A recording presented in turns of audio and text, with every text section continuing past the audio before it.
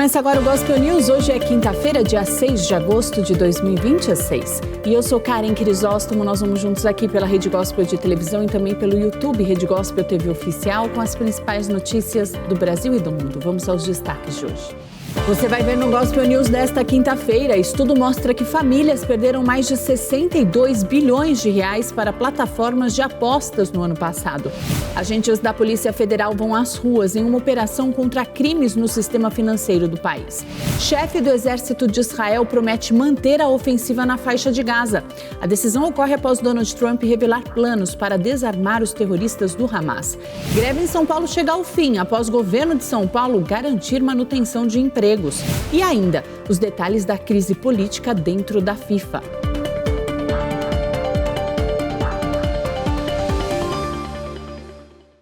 Boa noite.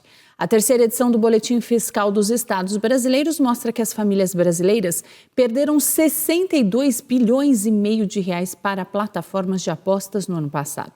Ao todo, as empresas movimentaram 350 bilhões de reais em transferências via Pix. O estudo foi elaborado pelo Comitê Nacional de Secretários de Fazenda, em parceria com o CICEF, a partir de dados do Banco Central. O destaque é que a regulamentação das bets no Brasil, com a obrigatoriedade de cadastramento das empresas a partir de janeiro do ano passado, coincide com uma mudança estrutural nas transferências via Pix. Segundo o texto, o valor pago pelas famílias brasileiras em 2024 a empresas do setor permaneciam em níveis relativamente próximos. Mas a partir de 2025, os pagamentos destinados ao setor cresceram de forma expressiva. O documento indica que o setor, de forma geral, passou a absorver um volume substancial de recursos das famílias sem devolução proporcional.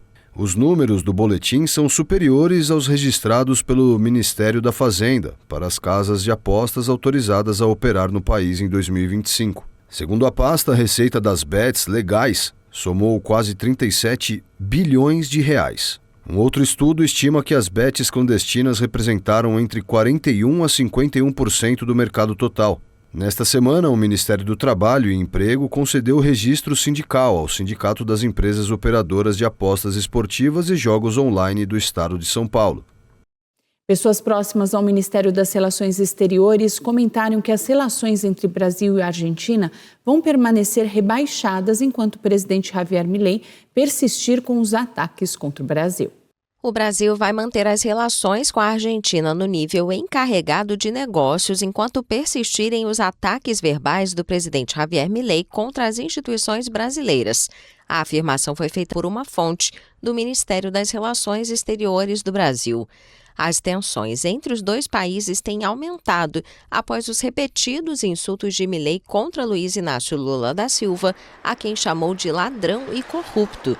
Na terça-feira, o governo brasileiro decidiu rebaixar o nível das relações com a Argentina e solicitou o retorno do embaixador Guilhermo Raimondi para Buenos Aires. Da nossa parte, não haverá nenhuma ação diplomática em resposta ao que o Brasil fizer. O Brasil tem todo o direito de tomar as decisões que tomar. Continuaremos a manter as relações no nível que o Brasil decidir. Em outras palavras, é preciso dois para dançar tango. Não contem com a Argentina para isso. Lutaremos pelos ideais de liberdade. É só isso que estamos fazendo.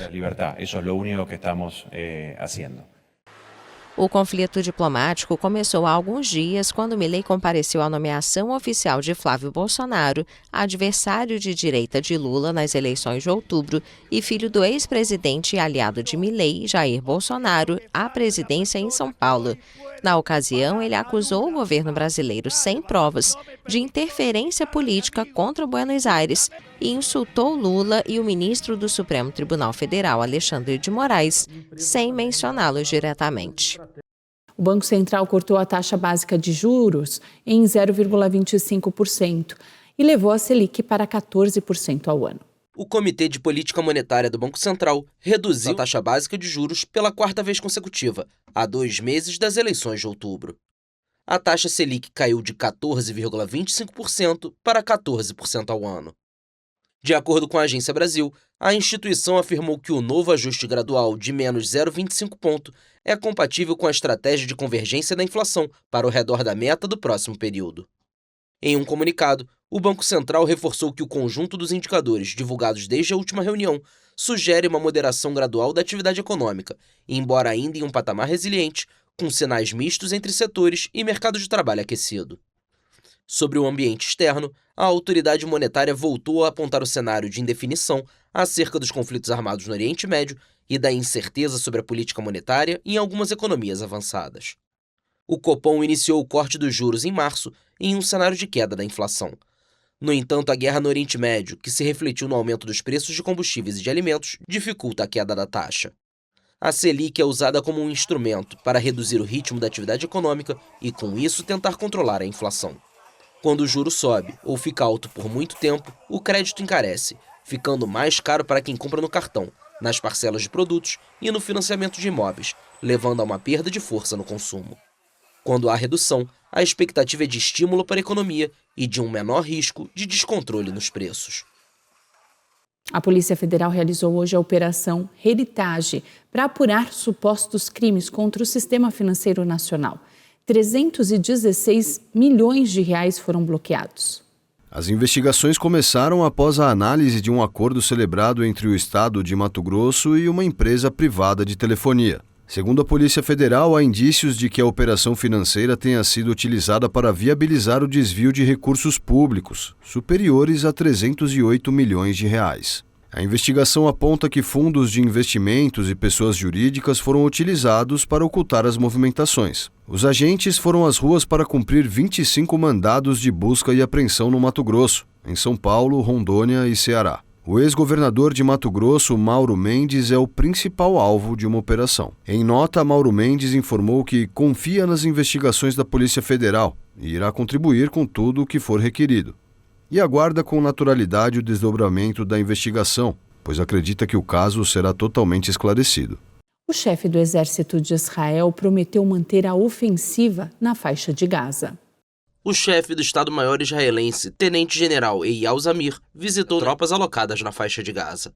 O militar afirmou que o exército vai seguir atuando de maneira proativa no território, do qual ocupa mais de 60%, e acrescentou: "Não permitiremos que uma ameaça se forme em nossas fronteiras, como a que conhecemos em 7 de outubro de 2023, e que desencadeou a guerra." Na véspera, o primeiro-ministro de Israel, Benjamin Netanyahu, disse que discorda do plano apoiado pelos Estados Unidos, que prevê o desarmamento do Hamas e a posterior retirada de Israel do território palestino. Na última quinta-feira, o presidente dos Estados Unidos, Donald Trump, anunciou um acordo surpreendente para encerrar a guerra em Gaza, que inclui o desarmamento do movimento islamista e a retirada das tropas israelenses. O grupo apoiado pelo Irã, que governa Gaza desde 2007, confirmou poucas horas depois que aceitava o plano. Netanyahu se reuniu na segunda-feira com o Conselho de Paz, apoiado pelos Estados Unidos, e recebeu garantias de que o exército israelense só será obrigado a deixar suas posições atuais em Gaza depois que o Hamas for desarmado. No entanto, o primeiro-ministro israelense enfrenta uma pressão crescente de seus aliados de coalizão de extrema-direita para rejeitar o acordo. 2 ministros que compõem o governo solicitaram na terça-feira uma nova votação sobre o plano por considerarem que ele se afasta do que havia sido discutido inicialmente. O Gabinete de Segurança de Israel havia aprovado a proposta de Washington, que prevê, entre outras medidas, o envio de tropas internacionais de manutenção de paz para a faixa de Gaza. O Comitê para a Proteção dos Jornalistas anunciou que a jornalista Cristina Assi será homenageada nos Prêmios Internacionais para a Liberdade de Imprensa. A fotógrafa perdeu uma perna durante a guerra no Líbano. A jornalista da AFP, Cristina Assi, que perdeu uma perna em um ataque israelense enquanto trabalhava no Líbano, será homenageada nos Prêmios Internacionais para a Liberdade de Imprensa. O anúncio foi feito pelo Comitê para a Proteção dos Jornalistas. Em 13 de outubro de 2023, Cristina Assi, o colega de AFP Dylan Collins e outros jornalistas cobriam um conflito perto da fronteira israelense quando um bombardeio atingiu o grupo. O jornalista da Reuters, Issam Abdallah, morreu e outras 6 pessoas ficaram feridas no episódio. Uma investigação independente realizada pela AFP concluiu que 2 projéteis de tanques israelenses foram disparados do norte de Israel. O CPJ afirmou em um comunicado que, apesar de um ataque contra jornalistas ser atribuído a Israel, até agora, quase 3 anos depois, ninguém prestou contas pelo ocorrido. Também acrescentou no texto que, desde então, a Assi tem lutado para que se faça justiça pela morte de Abdallah, defendido a segurança dos jornalistas e apoiado um programa de reabilitação para pessoas com lesões similares que mudaram sua vida.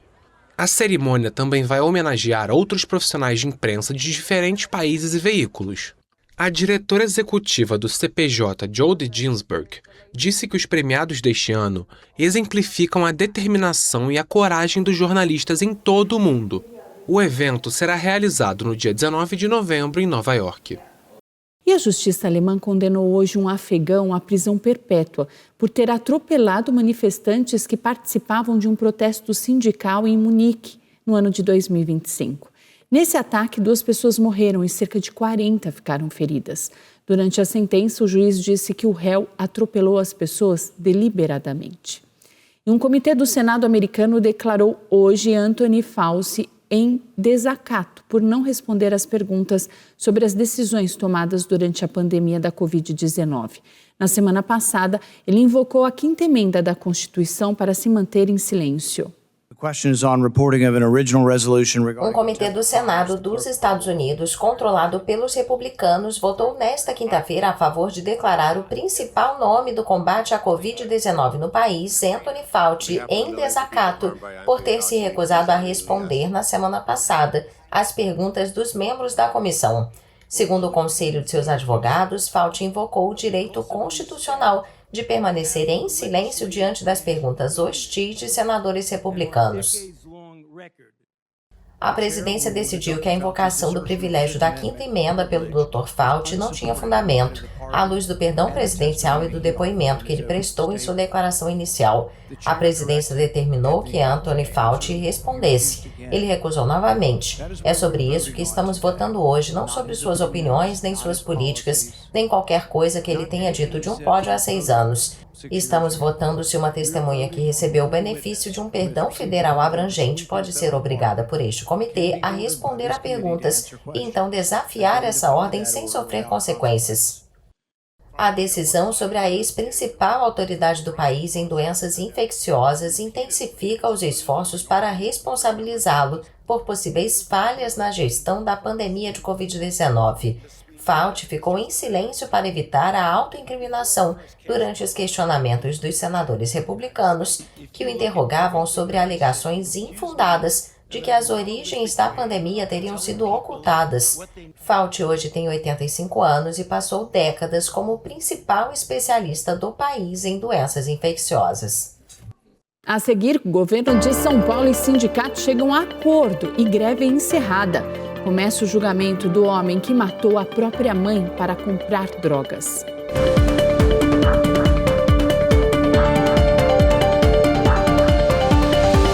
O Sindicato dos Trabalhadores da CPTM de São Paulo e o governo do estado chegaram a um acordo e a greve foi encerrada.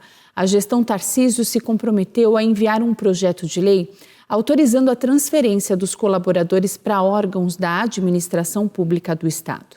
O projeto foi enviado pelo governador Tarcísio de Freitas à Assembleia após os profissionais da categoria analisarem durante uma audiência no Tribunal Regional do Trabalho. Pelo texto, os funcionários das linhas da CPTM serão realocados em órgãos ou entidades da administração pública do Estado quando houver transferência da empresa para o comando privado. Em nota, o sindicato afirmou que os ferroviários reafirmam que a mobilização sempre teve como objetivo a defesa dos empregos, proteção dos direitos dos trabalhadores da empresa, bem como a garantia de transporte público de qualidade para a população. A categoria afirmou ainda que vai continuar vigilante e que não descarta a adoção de novas medidas caso os compromissos firmados não sejam definitivamente cumpridos. As linhas 11 Coral, 12 Safira e 13 Jade foram concedidas pelo governo paulista ao Grupo Comporte Participações, controlador da concessionária Trivia Trens, e o contrato prevê investimentos de 14 bilhões de reais em obras, modernização da infraestrutura e ampliação da capacidade do sistema. Um homem foi baleado durante uma tentativa de homicídio em Magé, no Rio de Janeiro. Câmeras de segurança registraram toda a ação. Pelo menos 5 disparos foram efetuados. A vítima foi levada para o Hospital Adão Pereira Nunes, em Caxias, mas não há informações sobre o estado de saúde. A Polícia Civil vai investigar o caso. Começou hoje em Belo Horizonte o julgamento de João Vitor Silveira, acusado de matar a própria mãe com golpes de faca. Segundo a denúncia do Ministério Público, o crime ocorreu em outubro de 2024. João Victor atacou a mãe após ela se recusar a emprestar o carro e tentar impedi-lo de sair de casa para comprar drogas. O Ministério Público afirma que o feminicídio foi cometido por motivo torpe, com emprego de meio cruel e mediante recurso que dificultou a defesa da vítima. João Victor também é acusado de descumprir uma medida protetiva que o impedia de se aproximar da mãe. De acordo com o processo, após o crime, ele teria levado o carro, cartões bancários e 2 televisores da vítima. Os aparelhos teriam sido vendidos e o dinheiro trocado por drogas. João Victor está preso desde 1º de novembro de 2024. E no próximo bloco, diretores da FIFA defendem o presidente após o recuo em proposta para a entrada de investidores e a classificação de Vasco e Palmeiras para a Copa do Brasil.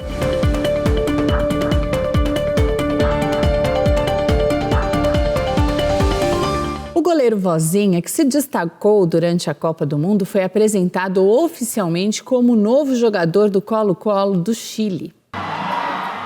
Como se fosse uma partida da Copa Libertadores, milhares de torcedores receberam o goleiro cabo-verdiano Vozinha, a mais nova contratação do Colo-Colo e uma das revelações da Copa do Mundo de 2026, no Estádio Monumental de Santiago. O goleiro de 40 anos cumprimentou os torcedores do clube pela primeira vez, após uma chegada que gerou um verdadeiro frenesi. Sua popularidade disparou durante a Copa do Mundo. Vozinha brilhou contra seleções campeões mundiais como Espanha, Uruguai e Argentina e foi uma das figuras-chave na campanha histórica de Cabo Verde. O torneio o transformou em uma celebridade internacional. Sua conta no Instagram passou de cerca de 50 mil seguidores para mais de 29 milhões em apenas algumas semanas. Vozinha vestirá a camisa número 29 e poderá estrear diante de seus novos torcedores no dia 16 de agosto, em meio a uma expectativa raramente vista para um reforço internacional no futebol chileno.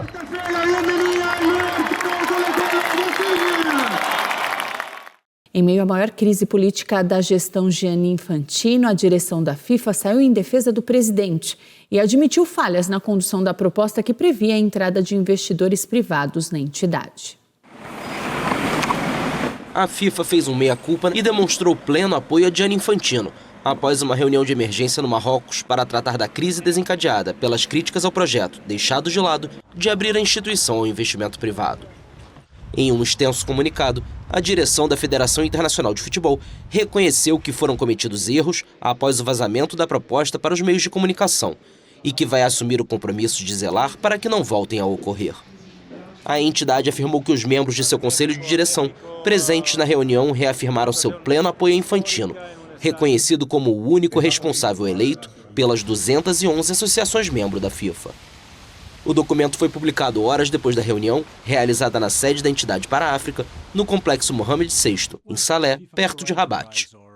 À frente da FIFA há 10 anos, Infantino multiplicou os projetos de grande alcance, até chegar a anunciar, na semana passada, sua intenção de criar uma sociedade externa, a FIFA Forward Enterprise, para gerir as atividades comerciais do organismo e torneios como as Copas do Mundo, com a entrada de investidores privados.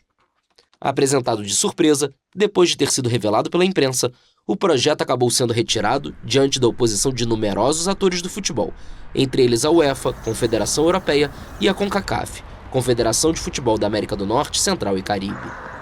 Vários altos dirigentes da FIFA se distanciaram de Infantino nos últimos dias, entre eles Arsène Wenger, atual diretor de desenvolvimento do futebol mundial dentro da entidade, o secretário-geral Matthias Grafström e o principal assessor de Infantino, Carlos Cordeiro.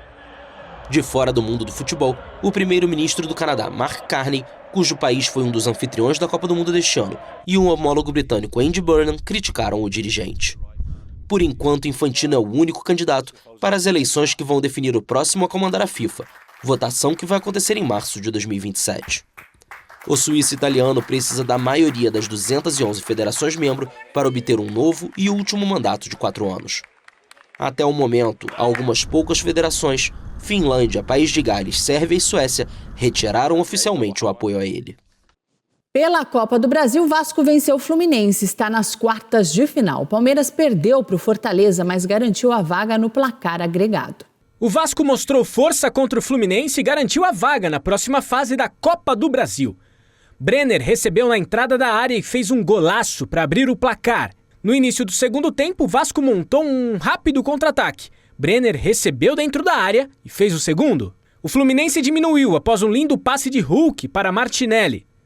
Mas no final da partida, Rodrigues fez o terceiro e garantiu a vaga do Cruz Maltino na próxima fase. Quem também se classificou foi o Palmeiras. O time viajou ao Nordeste para enfrentar o Fortaleza. Juan Maricello abriu o placar após um chutaço de longe. Alguns minutos depois, o Felipe Anderson fez uma linda jogada e cruzou para Flaco Lopes empatar. Ainda no primeiro tempo, Mailton cruzou e a bola tocou em Rodriguinho antes de entrar. Aos 16 minutos no segundo tempo, Murilo voltou a empatar a partida para o Verdão. No final da partida, o Fortaleza ensaiou uma reação com Lucas Emanuel, mas foi só isso. Palmeiras classificado com 5-3 no placar agregado. E o Gospel News desta quinta-feira fica por aqui. A todos vocês uma ótima noite. Amanhã, a partir das 7h30, estamos de volta com as principais notícias do Brasil e do mundo. E até lá você fica muito bem informado no YouTube, Rede Gospel TV Oficial e também no Spotify, Gospel News em 3 minutos. Boa noite, até amanhã.